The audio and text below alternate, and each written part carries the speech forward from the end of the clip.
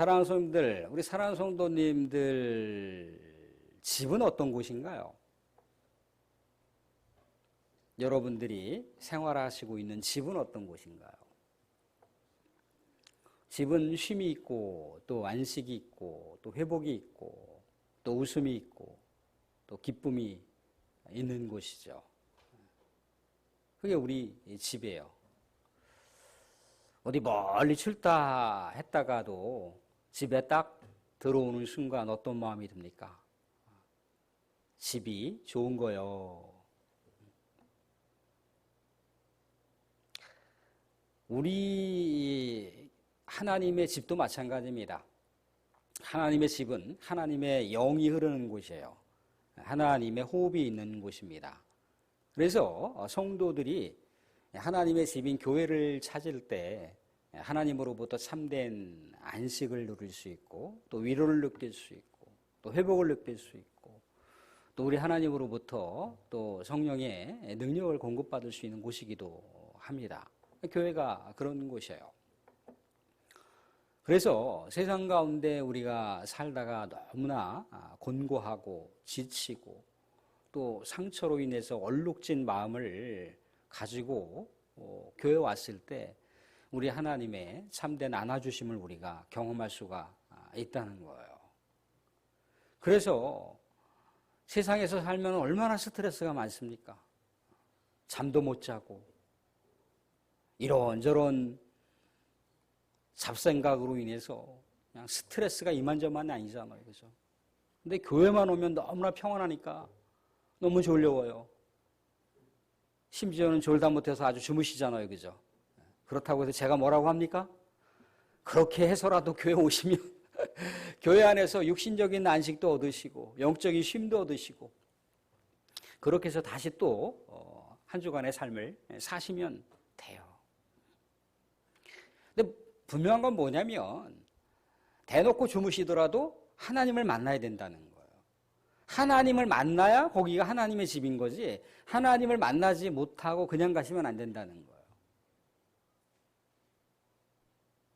주무시다가도 조시다가도 항상 끝 찬송할 때 우리 결단 찬송할 때 다 깨시잖아요. 그죠? 그건 뭐겠습니까? 결단 찬송을 울리면서 한 주간도 우리 주님의 힘으로 살겠다라고 하는 그 각오가 담겨 있는 거잖아요. 그래서 믿음의 백성들은 또 모이면 또 그게 힘이고 모이면 그것이 기쁨이고 모이면 그것이 에너지가 되는 거예요. 우리 사랑하는 성도들 우리 교회에서 예배를 드리거나 또 교제를 하거나 꼭 우리 하나님을 만나실 수 있기를 주님의 이름으로 축원드립니다.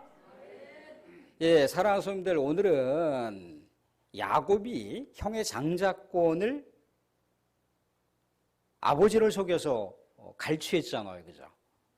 그래서 형 에서로부터 살해 위협을 당하여 이제 외갓집이 있는 하란 땅으로 이렇게 도망하는 그 도상의 이야기입니다. 근데 너무나 이제 두렵고 또 너무나 외롭고 삶이 이제 너무나 고단하잖아요. 광야라고 하는 삶이 그렇습니다.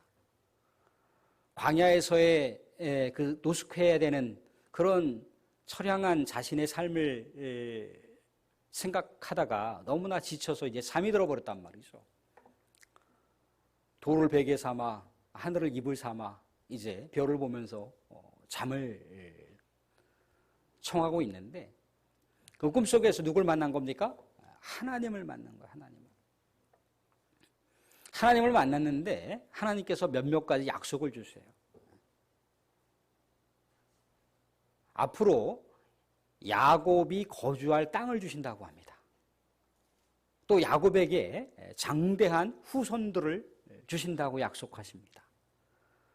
또한 야곱의 삶 속에 우리 하나님께서 동서남북으로 퍼져나가는 동행하심의 역사를 주신다고 약속을 하세요.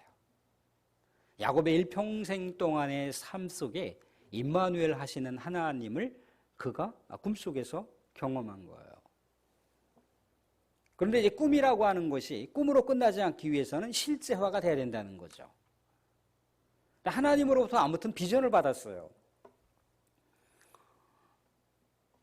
그동안에는 할아버지 아브라함으로부터 이삭 아버지로부터 또 할머니 어머니로부터 하나님에 대한 이야기를 귀동냥을 통해서 많이 들었는데 직접 경험한 적은 없었거든요. 그리고 그 당시에 신을 경험하는 그 전제가 뭐냐면 그 지역에 신이 있다는 거예요. 지역의 신, 어느 지역에 가면 어느 신을 경험하게 된다라고 하는 나름대로의 그런 통념이 있었단 말이죠. 지금 야곱이 머물고 있었던 땅은 가나안 사람들이 있었던 땅입니다. 비록 베델이라고 하는 땅이지만 예전에 할아버지 아브라함이 거닐던 땅이긴 하지만 여전히 가나안 민족이 거닐던 땅이었다는 거예요. 그래서 통상적으로 가나안 땅에 들어왔으니까 가나안 신들을 체험해야 되는 거잖아요. 그죠? 근데 가나안 신들을 체험한 것이 아니라 할아버지의 아버지로부터 전수받은 하나님을 경험했다는 거죠. 하나님의 살아계심을 이 가나안 땅에서도 경험한 거예요. 얼마나 대단한 경험을 한 겁니까? 하나님이 이곳에서도 계실 줄이야. 하나님께서도 자기가 그렇게 광야에서 그렇게 방황하면서 노숙했는데 그 자리에 하나님이 계셨을 줄이야. 근데 히브리인들에게는요, 하나님이라고 하는 그 존재는요, 모든 삶의 공간을 초월하시고 모든 시간을 초월하시는 분이세요. 그게 히브리인들이 바라보는 하나님입니다. 근데 야곱은 한 번도 그 하나님을 경험한 적이 없다는 거죠. 근데 이 광야라고 하는 곳, 야곱이 광야라고 하는 곳을 이제 하나님을 경험하게 되는데 이 광야라고 하는 곳이 이스라엘 백성들, 히브리인들에게는 어떤 개념이 있느냐면 하나님을 만나는 곳이에요. 하나님의 임재가 있는 곳입니다. 하나님의 말씀을 듣는 곳이 광야예요. 광야는 그냥 우리가 상징적으로 고난을 상징하는 장소잖아요. 그죠? 고난을 상징하는 장소지만 하나님의 백성들에게는 고난의 삶 속에서도 하나님을 경험할 수 있는 장소라는 거예요. 하나님의 비전을 들을 수 있는 장소인 거예요.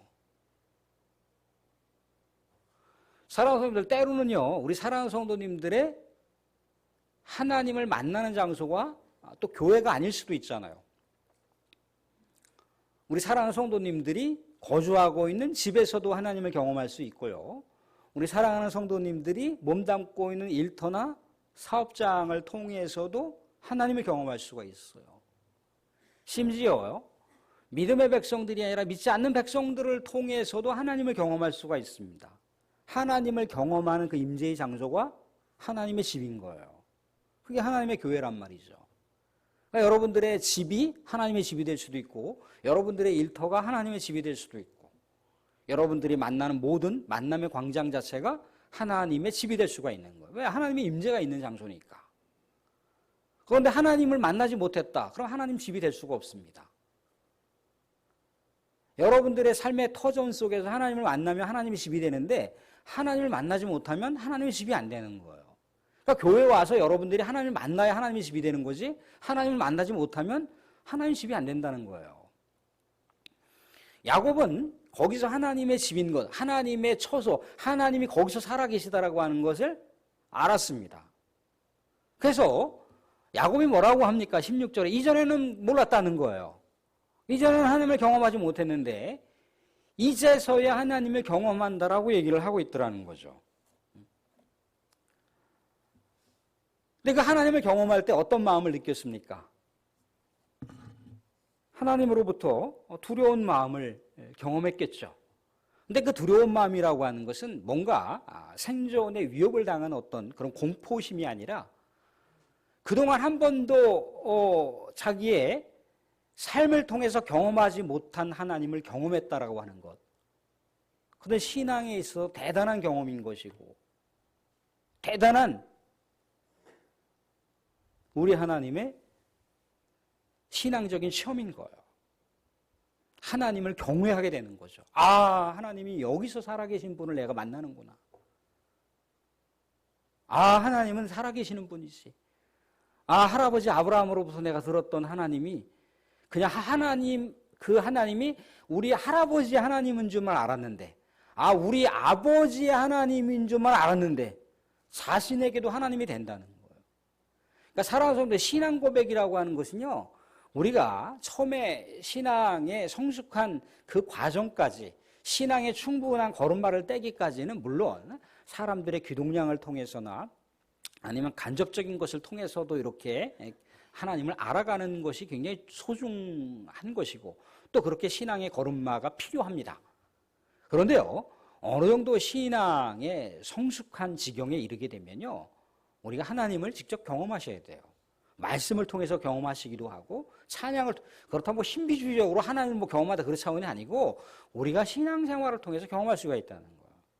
우리의 기도를 통해서 하나님의 함께 하심을 경험하기도 하고 또 우리가 예배를 통해서 하나님 경험하기도 하고 찬양을 드리면서 너무 힘들어서 찬양을 부르는데 하나님께서 왠지 나를 안아주시는 것 같고 너무 내가 일 가운데 쪄들어 있고 고단했는데 하나님께서 마치 나를 쓰다듬어 주시고 나를 품어주시는 것 같은 그런 경험을, 영적인 경험을 하게 됐을 때 우리는 비로소 내 하나님이 되는 거예요.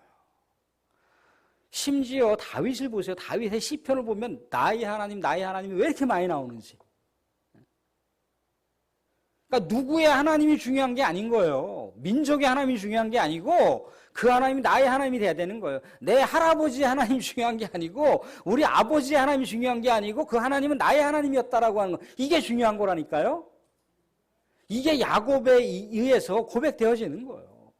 아, 하나님은 나의 하나님이었구나. 이제는 우리 하나님이 우리 할아버지에게만, 아버지에게만 그냥 함께 계신 하나님인 줄 알았는데 나에게도 함께 하시는 하나님이라고 하는 거, 얼마나 그 체험을 하고 나서 희열을 느꼈겠습니까? 환희를 느꼈지 않았겠습니까? 야, 하나님이 정말 살아계시는 분이네. 정말 살아계시는 분이네.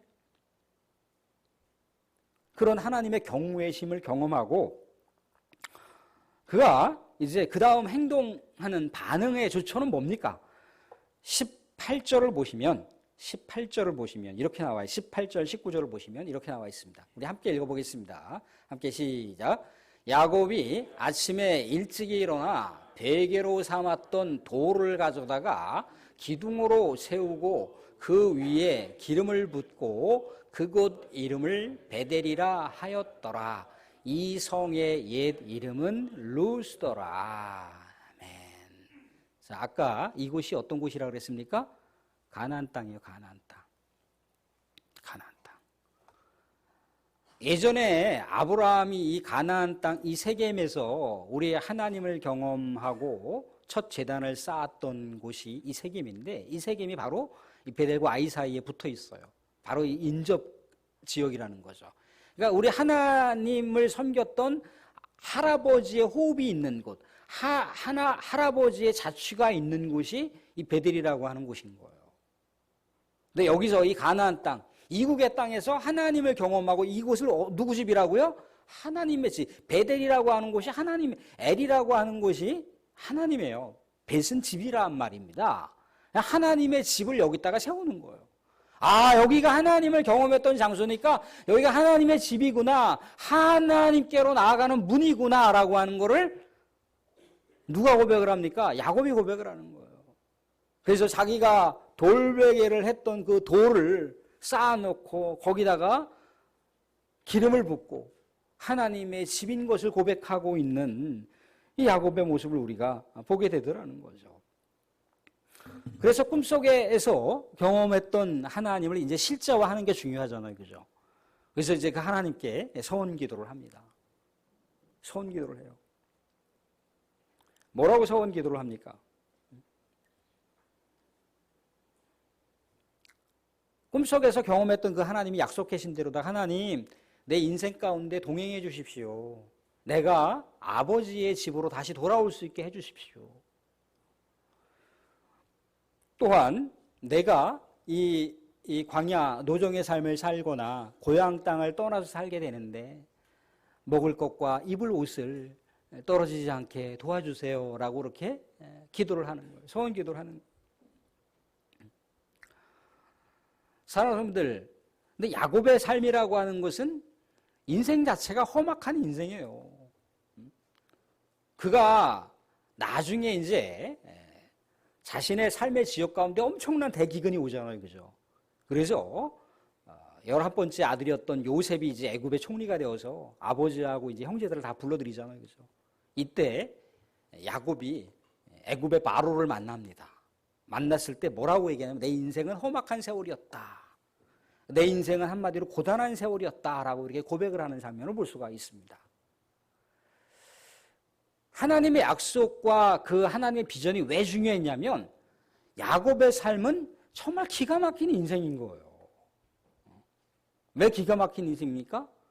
형의 장자권을 탈취해서 도망쳐서 갔던 곳이 하필이면 외삼촌이 살고 있는 그 하란 땅이란 말이죠. 근데 하란 땅엔 외삼촌이 기다리고 있는데 외삼촌은 또 야곱은 속임수의 대명사란 말이죠. 그죠? 사기치는 대명사예요. 그런데 뛰는 사람 위에 나는 사람이 있다고?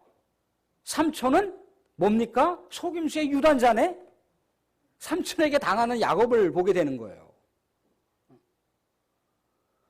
그리고요, 자그마치 야곱은요, 자신의 아내를 4명이나 얻어요, 4명이나. 사랑하는 라헬 하나를 얻기 위해서 7년의 세월을 하루같이 보냈는데 삼촌으로부터 속임수를 당해서 속임당해서 뒤통수를 맞고 또 아내를 얻게 되는, 그래서 자그마치 아내가 넷입니다. 그런데 사랑하는 아내가 넷이면 자녀들도 얼마나 많겠어요. 그죠? 자녀들이 많으면 가지 많은 나무는 바람 잘 날 없다고 이 자녀들 때문에 얼마나 풍년등화의 삶을, 살얼음 같은 삶을 삽니까? 또 이 내 아내의 눈치를 봐야 되잖아요. 그죠? 하나도 아니고 넷이나 눈치를 봐야 되니까 얼마나 고된 인생입니까? 그걸로 끝납니까? 그렇지 않아요. 하나님의 집이라고 하는 이 베델에 다시 온다라고 서원을 했잖아요. 그죠? 여기가 하나님의 집이라고 고백을 했는데 나중에 어떻게 합니까? 하나님의 집으로 안 가요. 이 베델이라고 하는 하나님의 첫사랑이 있는 장소로 와야 되는데 다른 곳으로 가다가 뒤지게 터지고 다시 이곳으로 온다는 거예요. 또 자신의 형과 화해를 하지 못했기 때문에 형으로부터 살해 위협은 여전히 있다는 거예요. 그런 여러 가지 험악한 세월이 자신의 인생 도전 가운데 펼쳐져 있어요. 사랑하는데 이러한 삶을 야곱이 그냥 하나님 없이 살아간다고 생각을 해보세요. 하루하루의 삶이 날마다 지옥이었지 않았겠습니까? 그런데 하나님으로부터 약속을 받았잖아요. 하나님으로부터 비전을 받았잖아요. 하나님이 함께 하신다고 하잖아요. 하나님이 동서남북으로 퍼져나가는 비전을 주셨잖아요. 하나님께서 야곱에게 다시 고향 땅으로 돌아올 수 있는 은혜를 주신다고 했지 않습니까? 그죠? 후손들을 향한 엄청난 축복을 주신다고 했잖아요. 그죠? 자신이 이 후손들과 함께 살 수 있는 삶의 터전을 주신다고 했지 않습니까? 그죠? 얼마나 놀라운 비전이 있습니까? 그러니까 그 비전 때문에 고난의 삶이 있고 험악한 세월이 있지만 헤쳐나가는 거예요. 사랑하는 성도님들 젊었을 때 왜 고생하십니까? 왜 고생하시나요? 자녀들의 미래의 삶을 바라보면서 고생한다는 거예요, 부모는. 물론 여러분들의 개인적인 어떤 자아실현을 위해서도 하는 거지만 1차적으로는 자녀들의 앞날을 또 우리가 생각하고 기대하는 거잖아요. 그죠? 그런 부푼 소망이 있는 거잖아요. 그죠? 그래서 우리가 1차적으로는 그렇지만 또 2차적으로 3차적으로는 또 우리가 어떻습니까? 보다 더 신앙적인 그런 고향의 세계로 들어가게 되면 우리 하나님의 영광을 위해서 우리가 머지않아 하나님을 만난다라고 하는 거. 먼저 가시는 분은 하나님 만나지만 먼저 만나고 기다리고 있지만 우리도 하나님을 만난다라고 하는 것. 그 소망을 바라보면서 우리가 죽음을 극복할 수 있는 거 아니에요. 죽음을 넘어설 수 있는 거잖아요. 죽음 너머에 우리의 영원한 생명이 있으니까 죽음은 끝나는 게 아니라 그 죽음은 하나님께로 나가는 관문이라는 거예요. 우리의 이런 신앙 고백, 부활 신앙이 있으니까 그런 비전이 있으니까 우리가 또 우리의 육신이 연약하더라도 우리의 삶이 고단하더라도 그렇게 한 걸음 한 걸음 하나님께로 내딛는 거예요. 야곱의 삶이 그랬다는 겁니다. 근데 사랑하는 사람들 서원을 할 때 조심하셔야 돼요. 서원을 할 때 그냥 막 감정적으로 막 뭔가 이렇게 격하게 기분이 그냥 갑자기 그냥 좋아갖고 하나님 이렇게 하겠습니다. 저렇게 하겠습니다.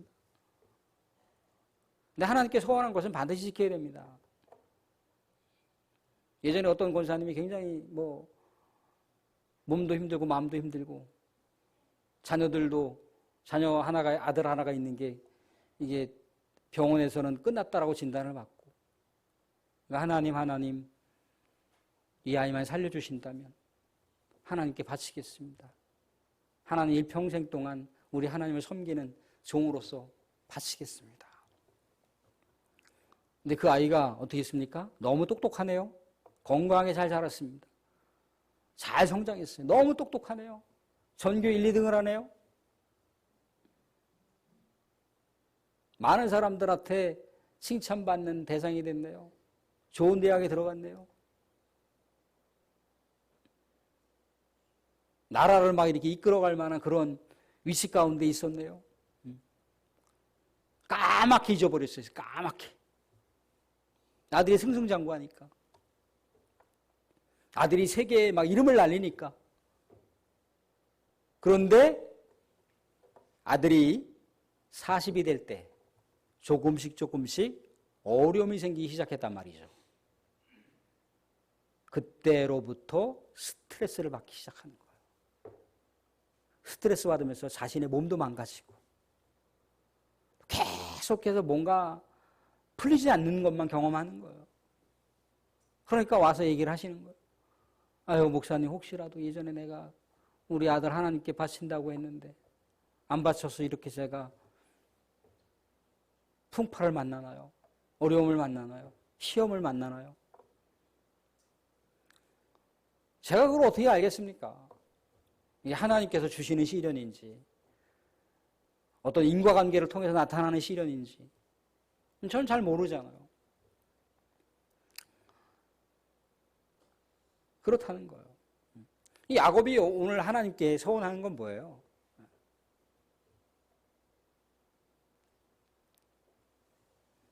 야곱은 하나님께 이렇게 고백을 합니다. 20절, 21절 보시면 22절까지 같이 보겠습니다. 20절, 21절, 22절 같이 봅니다. 같이 봅니다. 시작.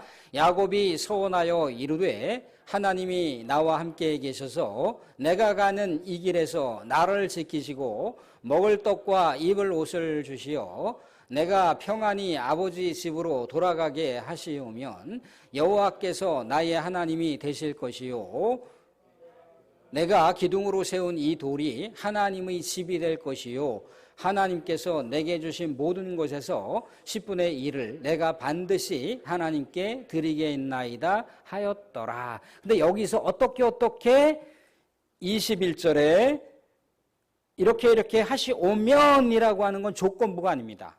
조건부가 아니에요. 이 조건부를 잘못 우리가 해석을 하게 되면 소원 기도를 이런 식으로 하게 된다는 거예요. 어떻게 해주시면 이거 하나님하고 흥정하자는 거지 소원 기도입니까 이게? 이 한글 번역이 잘못됐어요. 하나님께서 그렇게 해주실 것을 확신하오니 하나님은 나의 하나님이 되실 것입니다. 여호와께서 나의 하나님 되실 것입니다. 이것은 확신과 소망이 담겨 있는 내용이지 이게 조건부가 아니에요. 원어에도 임이흐의 엘로임 임바디라고 돼 있어요. 조건부가 아니에요. 하나님께서 동행하시고 하나님께서 고향 땅으로 다시 돌아오게 하실 것을 내가 확신합니다. 그래서 여호와는 나의 하나님이십니다. 그렇게 고백을 하는 거예요. 하나님을 만났잖아요. 이미 꿈속에서 하나님을 만났고 꿈속에서 만난 하나님을 현재화시키고 있는 거잖아요. 그죠? 그런데 야곱의 삶을 보세요. 하나님이 지켜주셨습니까? 안 지켜주셨습니까? 하나님께서 지켜주셨더라는 거예요. 야복강 나루에서 형과 어떻게 보면 엄청난 이 형의 전쟁 선언해서 형의 칼에 의해서 야곱의 가족이 다 끝날 수 있는 상황이었잖아요. 그죠? 근데 하나님께서 약속하신 내용들을 다시 상기시켜 주시기 위해서 야곱에게 기도를 시킨 거예요. 우리는 자꾸 반대로 생각을 하면 안 돼요. 야곱이 결사적으로 하나님께 기도했기 때문에 하나님께서 그렇게 하면 뭐가 되는 겁니까? 그게 하나님인지 부처인지 뭐 알게 뭡니까? 그게 기도가 아닌 거예요. 하나님 뭔가 상황 사인들을 다 마련해 놓으시고 야곱에게 하나님을 다시 환기시켜 주시는 거예요. 너 옛날에 나하고 이렇게 만났고 이러한 고백을 했고 이렇게 살기로 했잖아 라고 다시 회복시켜 주시는 거예요. 다시 신앙을 회복시켜 주시는 거예요. 그래서 어떻게 했던가요? 야곱의 삶을 지켜 주셨잖아요. 사랑하는 성도님들 말씀을 맺겠습니다. 사랑하는 분들, 이제 하나님을 개인적으로 만나셔야 돼요. 개인적으로 경험하셔야 됩니다. 개인적으로 경험했다고 해서 오늘 꿈속에 막 하나님 그걸 말씀드리는 게 아니고, 그동안 우리가 신앙적으로 우리가 충분하게 예배를 통해서나 찬양을 통해 기도를 통해서나 또 우리의 삶을 통해서 우리 하나님 또 말씀을 통해서 생각해 보는 거예요. 아, 하나님 이렇게 다가오시는 분이지. 아, 그 하나님 내가 개인적으로 체험하고 싶습니다. 개인적으로 깨닫게 하고 싶습니다. 깨달음을 주십시오.